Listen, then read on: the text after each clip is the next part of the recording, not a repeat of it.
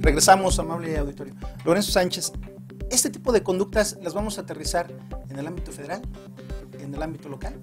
¿Existe un concurso real de delitos? ¿Qué pasa? Primeramente, efectivamente, licenciado Martini, yo creo que muchos de los espectadores se van a preguntar, bueno, están hablando de concursos, vamos a definir qué entendemos por concurso. El concurso sería la existencia de diversos delitos que unos corresponderían al ámbito federal y otros del ámbito estatal.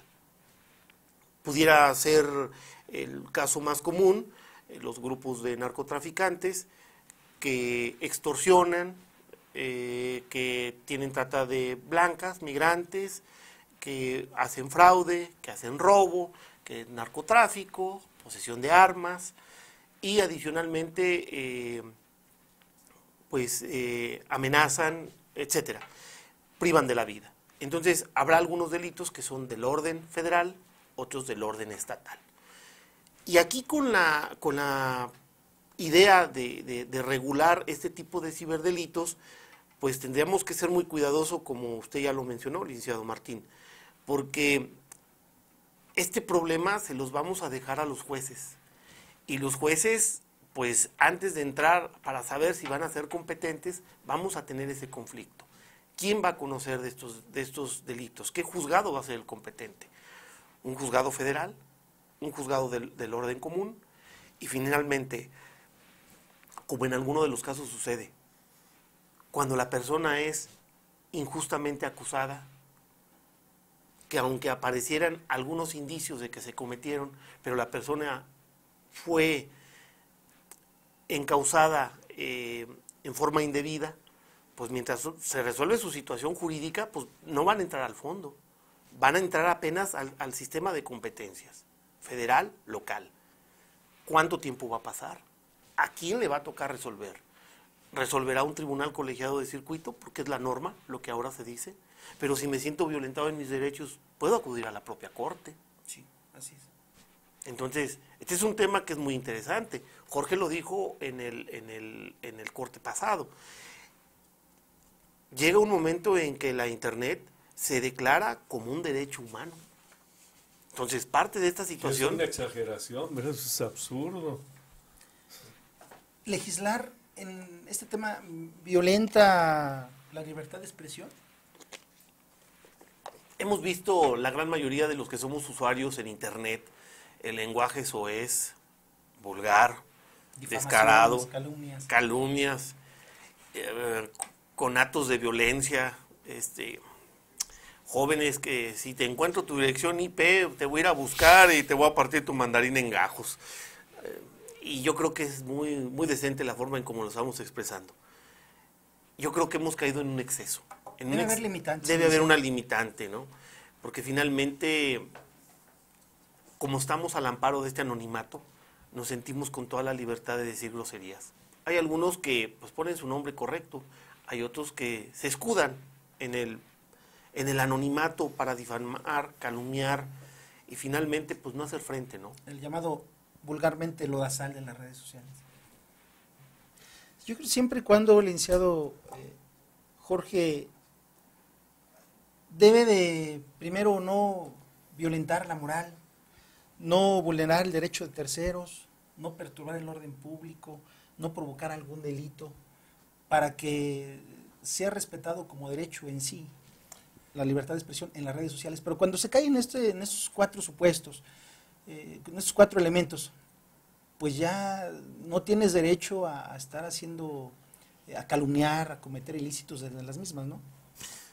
Perdón. Lo que sucede es que es muy difícil, precisamente Lorenzo lo decía, porque ni siquiera sabes quién realmente está del otro lado de esa cuenta de Facebook, de Twitter o de lo que sea, de correo electrónico, etcétera. Es muy sencillo en ese sentido, simplemente hacer una cuenta falsa y difundir información falsa o realizar actos en nombre de un tercero. O hasta hackear tu cuenta. O hackear una cuenta. Y doy un ejemplo muy, muy delicado. El día de ayer circula la noticia de que se hackea la cuenta de Twitter de una agencia, de la AP, de la Agencia Noticiosa Internacional, AP, y dan a conocer, mediante esta cuenta, una vez hackeada, que hubo 2 bombas que explotaron en la Casa Blanca y que el presidente Barack Obama se encontraba herido. Si bien es cierto, esto fue desmentido de inmediato, pudo controlarse, esto, independientemente de lo que pueda ocasionar desde el punto de vista social y político, pensemos nosotros en una noticia de esta naturaleza que puede incidir en la bolsa de valores, ya sea la mexicana o alguna bolsa extranjera, y entonces, en cuestión de segundos, puede generar una crisis tal, que el mercado de valores es tan sensible como eso, puede generar una crisis tal que puede llevar a una debacle económica a un país simplemente por una información difundida a través de una cuenta hackeada o de una información difundida por una cuenta falsa, real, pero de manera irresponsable o falsa. Delicado, sin duda. Maestro Sánchez Aguilar, su conclusión sobre este tema. Yo diría que la conclusión es muy sencilla. Hay que primero conocer en qué consiste la Internet y usarla con toda responsabilidad. Por supuesto, es como el teléfono. Bueno, a partir de la invención del teléfono es que se inventó todo lo demás, pues es telecomunicación, todo. Desde el telex, el fax, la Internet, etcétera. La televisión son instrumentos tecnológicos maravillosos, sí, pero yo hago un exhorto a la comunidad a que se informe en qué consiste, quién lo promovió, quiénes lo controlan, para que hagan buen uso de esos instrumentos, para que no se sí, de información. No perdamos el sentido. Ojo, inclusive hasta la misma información, pues no necesariamente ahí está la verdad. Hay que consultar más bien los libros de escritores serios, porque en la Internet está solo lo que los que son los proveedores de esa información quieren que esté ahí. Claro, habrá información que no importa que se publique tal cual sobre tales cosas, pero en cuestiones importantes de control político, estoy absolutamente seguro que solo se pone lo que conviene a esos intereses. En resumen, hay que saber usar esos instrumentos, que no crean que están en una cuestión privada. Todo eso es público, es planetario. Esa sería mi conclusión. Maestro Sánchez. Pues igualmente concuerdo con el maestro Sánchez Aguilar en el sentido de que debemos ser muy cuidadosos a la hora de regular. Y más si nos vamos a meter a un área que es del tipo penal que vamos a regular. Hablábamos ahorita de las injurias y de las amenazas. Las injurias y las amenazas desaparecieron de nuestro Código Penal. Sí. Luego entonces, pues, será una cuestión de orden civil. A la cuestión civil. Llevarlas a la cuestión civil. ¿Cuánto tiempo nos vamos a llevar en la cuestión civil de mostrar la injuria? Y se traduce en una especie de daño moral que queda a criterio del juez y en base a ciertos elementos para que pueda emitir una resolución. Pero pues la parte tecnológica es muy delicada. No todos manejan este sistema. Y entonces, pues, si queremos nosotros realmente regular y realmente que el Estado tome la rienda sobre esta comisión de delitos que llamamos tecnológicos, sí se debe de convocar a la comunidad científica para que aporte su granito y que en estos foros que se puedan desarrollar, pues sí podamos tener una legislación que beneficie a los potosinos. No que sea consensada. Que sea consensada y que sobre todo pues ayude a los potosinos, o sea, que no nos haga caer a su vez en otra maraña de burocracia y que pues tenga perfectamente bien delimitados sus campos de acción. Así es, maestro Jorge. Bueno, yo creo que una cuestión muy importante es el autocuidado, la autorregulación.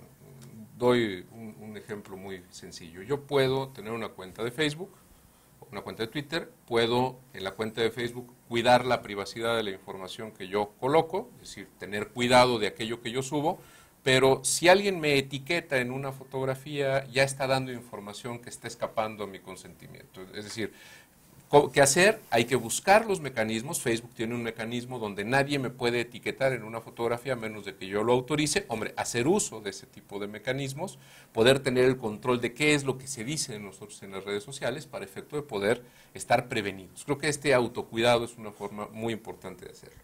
Nada más para que tengamos una idea de la dimensión que tiene Internet en el mundo actual, hay un fenómeno, redes sociales, hablamos normalmente de Facebook o de Twitter, pero también YouTube es una red social, Instagram es una red social, hay varias redes sociales, algunas que son, el caso de YouTube que es de video, y nada más por curiosidad, el caso del video que hizo el cantante coreano Psy, que subió a la red social de YouTube el 15 de julio de 2012, al día de hoy ha sido visto por 1.555 millones de veces, es decir, en menos de un año ha sido visto más de 1.555 millones de veces. Con eso nos podemos dar una idea de la dimensión que puede tener la información que circula en una red social y por lo tanto tendría que ser, independientemente de lo que digan las leyes, el cuidado que cada uno ponga sobre la información que se quiere compartir, teniendo siempre claro que en el momento que yo escribo una letra en la computadora para subirlo a una red social,